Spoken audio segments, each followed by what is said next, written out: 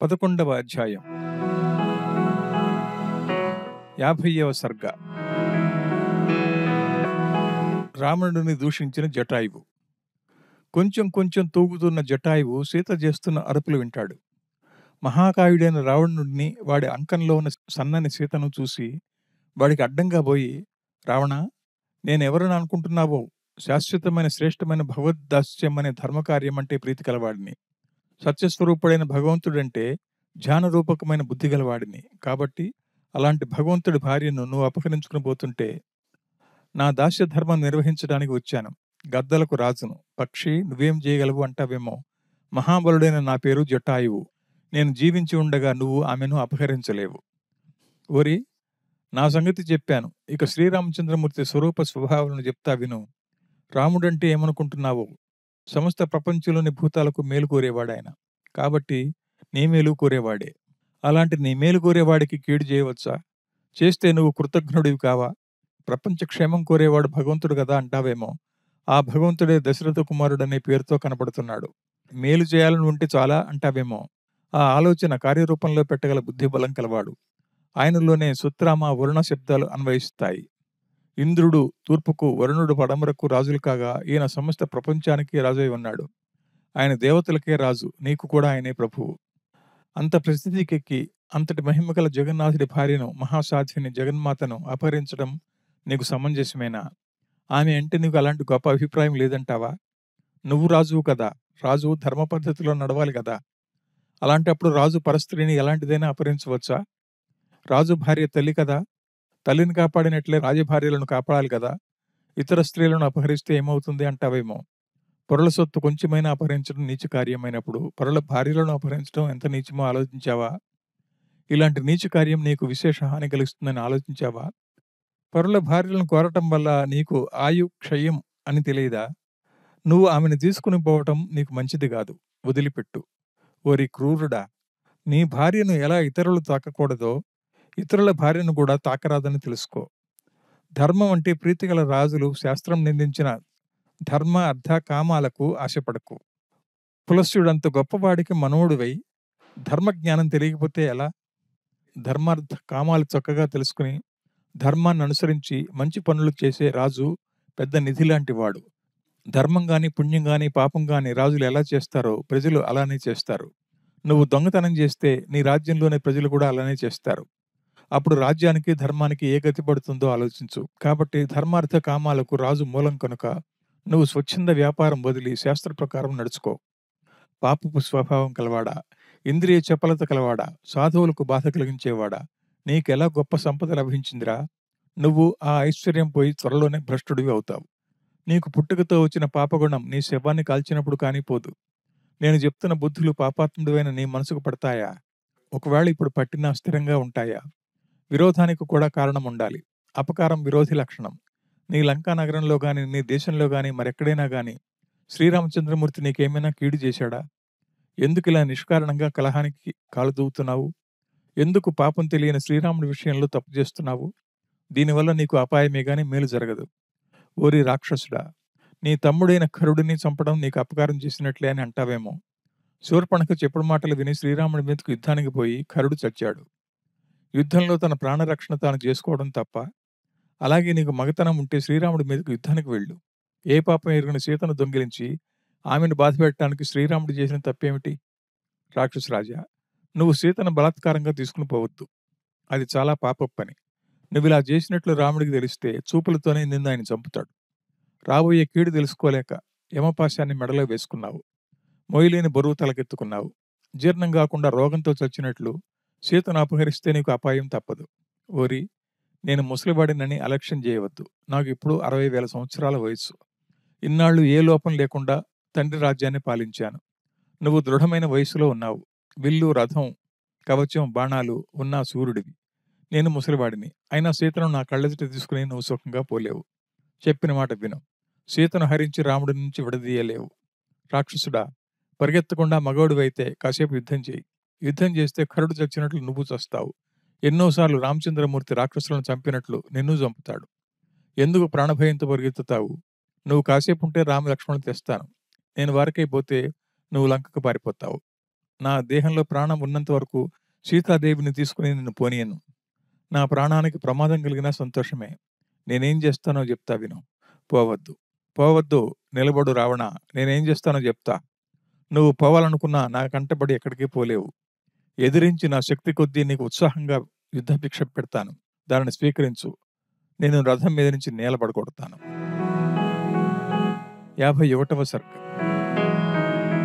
జటాయువు మాటలు విన్న రావణాసురుడు వీడిని ఎలాగైనా హతమార్చాలన్న పట్టుదలతో కోపం తెచ్చుకుని తన 20 కళ్ళ నుండి నిప్పులు రాలుస్తూ జటాయువును తాకాడు. అలా వాళ్ళిద్దరూ ఒకళ్ళనొకరు ఎదిరించుకున్నప్పుడు పెద్ద గాలిలో చిమ్మబడిన 2 మేఘాలు ఒకదానికొకటి తగిలినట్టు, రెక్కలున్న 2 మాల్యవంతాలు గుద్దుకున్నట్లు ఉంది. ఇద్దరూ అలా సమాన బల వేగాలతో ఎదుర్కొన్నారు ఒకరినొకరు. ఆ ఇద్దరు ఆశ్చర్యకరంగా యుద్ధం చేస్తుంటే రావణుడు జటాయువు మీద కుప్పలు కుప్పలుగా వర్షంలాగా పదునైన భయంకర బాణాలను ప్రయోగించాడు. జటాయువు వాటన్నిటినీ తన ముక్కుతో గోళ్లతో నేలపడగొట్టాడు. రావణుడి శరీరమంతా పుండులాగా అయ్యేట్లు జటాయువు తన గోళ్లతో చీల్చి చాలా బాధ కలిగించాడు. దీంతో కోపం తెచ్చుకున్న రావణుడు చచ్చావురా జటాయు అంటూ పదునైన బాణాలను గురిచూసి కొట్టాడు. ఆ బాణాలను సంధించిన విల్లును సాహసంతో రావణుడి మీదకు దూకి 2 తునకలుగా జటాయు విరిచాడు. పరాక్రమవంతుడైన రావణుడు ఇంకో విల్లు తీసుకుని బాణవర్షంలో జటాయువును ముంచేశాడు. బాణాల మధ్యలో పక్షిలాగా కాసేపున్న జటాయువు తన రెక్కల వేగంతో వాటన్నిటినీ చెదరగొట్టి బాణాలను విల్లును తుంచాడు. అంతటితో ఆగకుండా జటాయువు రావణాసురుడి కవచాలను తన రెక్కల దెబ్బలతో పొడి పొడి చేసి నేల మీద పడేశాడు. బంగారు కవచాలతో ప్రకాశించే కంచెరగాడిదల రథాన్ని నిలబడేశాడు. చంద్రుడు లాంటి తెల్ల గొడుగును దాన్ని పట్టుకున్న వారితో సహా చామరంతో కలిపి నేలబడేశాడు. సారథి శిరస్సును ముక్కుతో నొక్కి తొంపడంతో విల్లు విరిగి సారథి చచ్చి గుర్రాలు నేలకూలిన రావణుడు సీతాదేవిని గట్టిగా పట్టుకుని నేల మీద పడ్డాడు. ఇది చూసిన భూతాలన్నీ జటాయువును మేలు మేలంటూ స్తోత్రం చేశాయి. ముసలివాడు అలసట చెందినవాడైన మహాబలుడు జటాయువును చూసి ఇక వీడు నన్నేమీ చేయలేడని సంతోషంతో సీతతో సహా రావణుడు ఆకాశానికి ఎగిరాడు. అలా ఎగిరిపోతున్న రావణుడిని చూసి జటాయువు జాలిపడి తెంపు చేసి వాడికి అడ్డంగా పోయి, ఓరి రామచంద్రుడి భార్యను నువ్వు తీసుకుని పోవటం రాక్షస వంశ సమూల నాశనానికే సుమా అంటాడు. జటాయువు రావణుడిని పరుషోక్తులతో ఇలా అంటాడు: స్నేహితులతో, చుట్టాలతో, కొడుకులతో, సమూహంతో, మనములతో విషాన్ని మంచినీళ్లలాగా తాగుతున్నావు వివేకహీనుడా. ఇంతమందితో విషం తాగటం ఎలాంటిదో సీతను అపహరించి తీసుకుపోవటం అలాంటిది.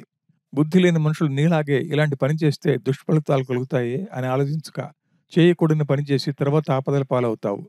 యముడు నీ మెడకు పాశం తగిలించి గట్టిగా ముడివేశాడు. కాబట్టి నువ్వు ఎక్కడికి పోయినా నీకు చావు తప్పదు. చేప గాలంతో ఎర్రను మింగినట్లుంది నీ పని.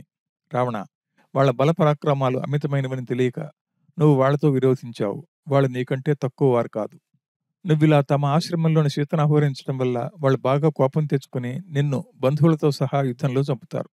చెడిపోవద్దు రావణ, పరిగెత్తకు, నిలు. ఓరి పిరికివాడ, ఈ ఆడదానిని అపహరించి ప్రాణభయంతో పారిపోతున్నావే, ఇది లోకం నిందించే దొంగ పని కాదా? సూర్యుడు ఇలా చేయవచ్చా? నువ్వు సూర్యుడివే అయితే కాసేపు ఆగు. రాముడి చేతిలో నీ తమ్ముడు చచ్చినట్లే నువ్వు యుద్ధంలో చస్తావు. మరణకాలం సమీపిస్తుంటే తన నాశనానికి పురుషుడు ఎలాంటి పాప పని చేస్తాడో అలాగే నువ్వు నీ దుష్టతనంతో చేయి తలపెట్టావు. కాబట్టి నీకు చావు తథ్యం. నీలాగా ఎవడురా పాపపు పని చేస్తాడు? నువ్వు చేశావు కాబట్టి నీ నాశనం తప్పదు. బ్రహ్మదేవుడైనా పాపపు పని చేస్తే చెడిపోతుంటే నువ్వెంతరా? ఈ విధంగా హితోక్తులు చెప్పి జటాయువు వేగంగా రావణాసురుడు వీపు మీద వాలి గోళ్లతో వాడి వీపు చీల్చి రావణుడు కదలకుండా చేశాడు. రావణుడి తల వెంట్రుకలను తన వాడి గోళ్లతో బాణం లాంటి ముక్కుతో పిరికాడు. కోపంతో రావణుడు పెదవి కొరుకుతూ గిర్రును వెనక్కి తిరిగాడు. సీతను అలాగే గట్టిగా ఎడమ చేత్తో పట్టుకుని కుడి చేత్తో జటాయువును కొట్టాడు. ఆయన దాన్ని వేగంగా తప్పించుకుని రావణుడికి ఎదురు ముఖంగా వచ్చాడు. జటాయువు తన ముక్కుతో సీతను పట్టుకున్న రావణుడి 10 ఎడమ చేతులను తుంపాడు. అవి మళ్లీ మొలిచాయి. తన చేతులు తెగటంతో రోషంతో మండుతున్న కళ్లతో రావణుడు సీతను వదిలి తన పిడికిళ్లతో పాదాలతో జటాయువును కొట్టాడు. ధర్మిల రాక్షసరాజుకు జటాయువుకు ఘోర యుద్ధం జరిగింది. ఇలా ఘోర యుద్ధం జరుగుతుంటే రావణుడు కత్తితో జటాయువు కాళ్లను రెక్కలను నేల మీద పడేట్లు నరికాడు. రావణుడు ఇలా నరకగా నేల మీద పడి కొన ఊపిరితో ఉన్న జటాయువును చూసి సీతాదేవి తన వల్ల కదా ఆయనకు ఇలాంటి విపత్తు కలిగింది అని దుఃఖపడింది, ఏడ్చింది. నల్లని మేఘం లాంటి తెల్లని రొమ్ము నేల మీద పడి ఉన్న జటాయువును రావణుడు చూశాడు. 52వ సర్గ. ప్రాణాలు వెడలిపోవడానికి సిద్ధంగా ఉన్న ఆ పక్షిరాజు జటాయువును చూసి సీతాదేవి ఎంతో పరితాపంతో కన్నీళ్లు కాలువలుగా పారేట్లు ఏడ్చింది. ఏడుస్తూ రామచంద్రుడిని తలుచుకుని ఇలా అంటుంది బిగ్గరగా, రామచంద్ర, నాకు కలిగిన కష్టం తెలుసుకోవడానికి నీకు ఎడమ కన్ను ఎడమ భుజం అదిరి ఉండాలి కదా. పాలగరుడ భరద్వాజులు తప్ప ఇతర రకాల పక్షులన్నీ కుడివైపు నుండి ఎడమవైపుగా పరిగెత్తి ఉండాలి కదా. ఈ అపశకునాల వల్ల నాకేదో కీడు కలిగిందని నువ్వు ఊహించి త్వరగా రావచ్చు కదా రామచంద్ర. నీ శరీరంలో నువ్వున్న చోట మృగపక్షాదుల వల్ల కనపడే అపశకునాలే కాకుండా ఇక్కడ ఉండే మృగాలు పక్షులు కూడా నీ దగ్గరికి గుంపులు గుంపులుగా వస్తున్నాయి. వీటిని చూసైనా నాకు కలిగిన కష్టాన్ని తెలుసుకుని ఉండవచ్చు కదా. ఇంతదాకా నీ భార్యకు కలిగిన అవమానం నీకు తెలవకపోవటం అంటే నేను మహాపాపం ఏదో చేశానని అనుకోవాలి. అల్పపాపం అయితే ఇంతవరకు నేను అనుభవించిన దాంతో సమసిపోయి ఉండాల్సింది. నా పాపం పెద్దదే అనడానికి నా వార్త నీకు తెలియకపోవడం అనే ఒక్క కారణమే కాదు. నన్ను రక్షించడానికి ప్రయత్నించిన ఆ పుణ్యధనుడు జటాయువు ఈ నీచుడి చేతిలో హతమయ్యాడు. నా పాపం పెద్దది కాకపోతే జటాయువు జయించే ఉండేవాడు. కానీ నా పాలిటి పెద్దమ్మ నాలాంటి పాపాత్మురాలకు సహాయం చేయాలనుకున్న ఆయన్ను ఎందుకు బతకనిస్తుంది? మహాపాపాత్ములకు సహాయం చేయడానికి ప్రయత్నించిన వారికి పాపాత్ముల పాపం వారిని ఆ సహాయం చేయకుండా బాధిస్తుంది. రామ, నేను సీతను, భూమిపుత్రిని. నన్ను ఈ రాక్షసుడు పట్టుకుని పోతున్నాడు. రక్షించడానికి రా తండ్రి. లక్ష్మణ, త్వరగా రా. ఈ ప్రకారం సీతాదేవి రామలక్ష్మణులు సమీపంలో ఉంటే తన అరుపులు విని వస్తారేమో అని ఏడ్చింది.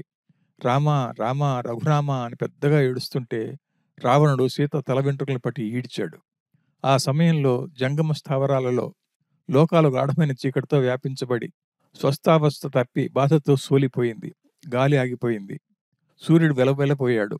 బ్రహ్మదేవుడు రావణుడు సీతను బాధిస్తుంటే చూసి దేవకార్యం చక్కబడ్డది, రావణుడు చావటం ఖాయం అనుకుంటాడు. దేవతలు ఋషులు సీత పడుతున్న బాధలు కష్టాలు చూసి దుఃఖపడతారు. కాబోయే రావణుడి చేటుకు సంతోషించారు. రామ, రామ, లక్ష్మణ అని ఏడుస్తున్న సీతాదేవిని ఆకాశ మార్గాన్ని తీసుకుని అతివేగంగా పరిగెత్తాడు రావణుడు. నల్లటి మేఘం లాంటి కాంతిగల రావణుడి పక్కన బంగారు వన్నెగల సీతాదేవి తొలకరి మెరుపులాగా ప్రకాశించింది.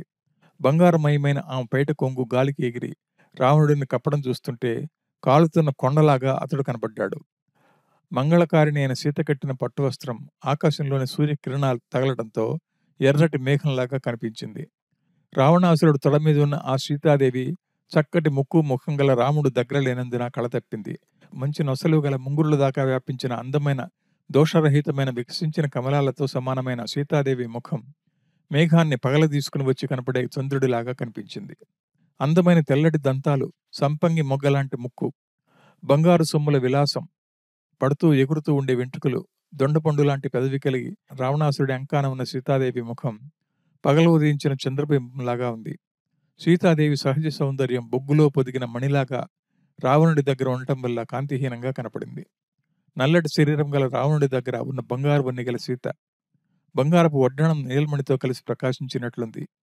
చక్కటి అందమైన బంగారు ఆభరణాలతో ఇంపుగా కమలంలాగా కాంతిగల సీత రావణుడి దగ్గర మేఘం దగ్గర మెరుపులాగా ఉంది. పగడపు తీగలాంటి సీత నల్లటి రావణుడి ఒడిలో బంగారపు గొలుసుతో కట్టబడిన ఏనుగులాగా ప్రకాశించింది. సీతాదేవి ధరించిన బంగారపు సొమ్ముల గల్లు గల్లును ధ్వని రావణుడిని మెరుపులతో ఉరుములతో కూడిన మేఘంలాగా కనపడేట్టు చేసింది.